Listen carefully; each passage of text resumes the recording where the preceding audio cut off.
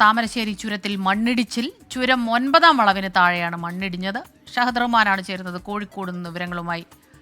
ദൃശ്യങ്ങളിൽ മണ്ണിടിഞ്ഞു വീണ് കിടക്കുന്നത് കാണുന്നുണ്ട്. ഗതാഗത തടസ്സം ഉണ്ടാകുന്നുണ്ടോ? കൂടുതൽ വിവരങ്ങൾ പറയൂ ഷഹദ്. സ്മിത, വലിയ രീതിയിലുള്ള ഗതാഗത കുരുക്കില്ല. പക്ഷേ മഴ ഇങ്ങനെ തുടർച്ചയായിട്ട് പെയ്യുന്ന പശ്ചാത്തലത്തിൽ ഇതുവഴി യാത്ര ചെയ്യുന്ന ആളുകൾ അതീവ ശ്രദ്ധ പുലർത്തണം എന്ന ഒരു നിർദ്ദേശമാണ് ഇപ്പോൾ പുറത്തു വന്നിട്ടുള്ളത്. ചുരം 9-ാം വളവിന് താഴെയാണ് ഇത്തരത്തിൽ മണ്ണിടിഞ്ഞ് റോഡിലേക്ക് പതിച്ചിട്ടുള്ളത്. അപ്പോൾ ചുരം വഴിയുള്ള യാത്രക്കാർ ജാഗ്രത പാലിക്കണം എന്നൊരു നിർദ്ദേശമാണ് ഇപ്പോൾ ചുരം സംരക്ഷണ സമിതിയും അതുപോലെ തന്നെ പോലീസും ഒക്കെ തന്നെ നൽകുന്നത്.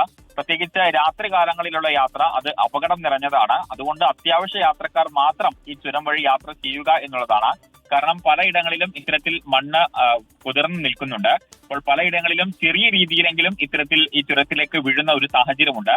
അപ്പോൾ ഇതെല്ലാം തന്നെ മുന്നിൽ കണ്ടുകൊണ്ട് അതീവ ശ്രദ്ധയോടുകൂടി ഇത്തരം മേഖലയിലൂടെ യാത്ര ചെയ്യണം എന്ന ഒരു നിർദ്ദേശം, മുൻകരുതലാണ് ഇപ്പോൾ പുറത്തു വന്നിട്ടുള്ളത്.